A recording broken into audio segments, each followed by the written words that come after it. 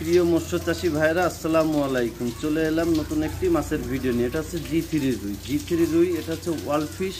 দীর্ঘ 5 বছর গবেষণা করে এই মাছটা আমাদেরকে দিছে ধানি।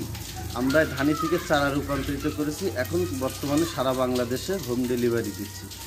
বিস্তারিত আলোচনা করব, সারা ভিডিও জুড়ে আমাদের সাথেই থাকুন। ওয়ার্ল্ড ফিশ হালদা, পদ্মা ও যমুনা নদী থেকে মা রুই মাছ সংগ্রহ করে জেনেটিক পরিবর্তন করে জাত উন্নয়ন করে। প্রথমে G2 অর্থাৎ দ্বিতীয় প্রজন্ম এবং পরে G3 তৃতীয় প্রজন্মের রুই তৈরি করে।